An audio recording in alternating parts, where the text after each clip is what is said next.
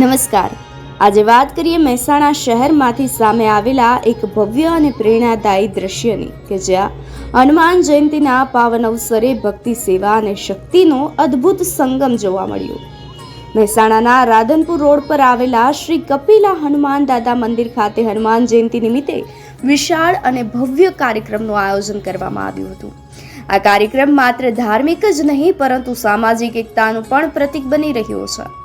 કાર્યક્રમની શરૂઆત સવારના સમયે મહારક્તદાન કેમ્પથી કરવામાં આવી હતી, જેમાં 700થી વધુ બ્લડ બોટલ એકત્રિત કરવાનો લક્ષ્યાંક રાખવામાં આવ્યો હતો। તો મોટી સંખ્યામાં ભક્તોએ રક્તદાન કરી અને માનવ સેવાનું ઉત્તમ ઉદાહરણ પૂરું પાડ્યું હતું। તમામ દાતાઓને ગિફ્ટ આપી સન્માનિત કરવામાં આવ્યા હતા।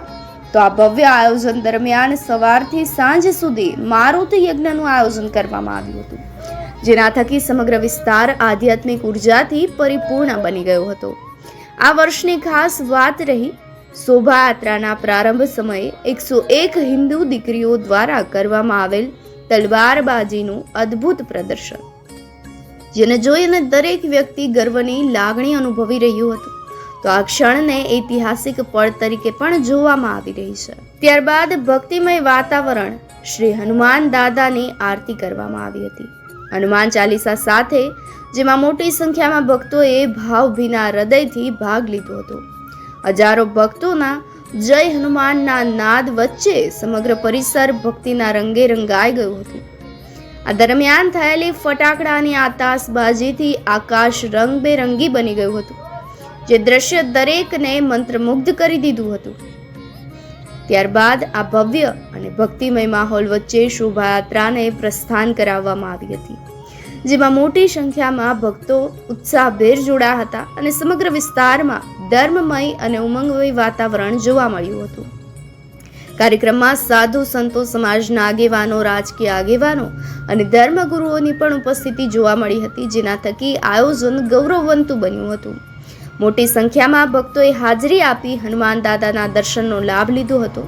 આ સાથે જ સામાજિક સમરસતાનું એક અનોખું જ ઉદાહરણ પણ અહીં જોવા મળ્યું હતું, જ્યાં દરેક પરિવારના અન્નના યોગદાનથી મહાપ્રસાદ તૈયાર કરવામાં આવ્યો અને આશરે 5500 કિલો મગદળનો પ્રસાદ બનાવી લગભગ 2200 જેટલા બોક્સનું વિતરણ કરવામાં આવ્યું। આયોજન અંગે ભગવતસિંહ ઝાલાએ શું કહ્યું તે સાંભળી લઈએ। ભગવતસિંહ ઝાલા નામ છે મારું અને અહીંયા શ્રી કપિલા હનુમાનજી મંદિરમાં મુખ્ય સંયોજક તરીકેની જવાબદારી નિભાવું છું।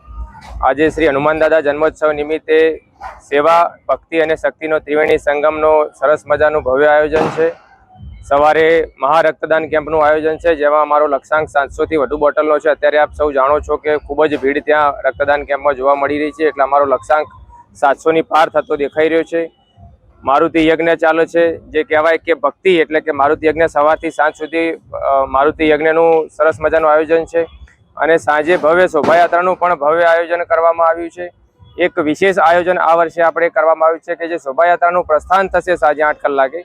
શોભાયાત્રાના પ્રસ્થાનમાં 101 હિન્દુ દીકરીઓ દ્વારા તલવારબાજી દ્વારા પ્રસ્થાન કરવામાં આવશે।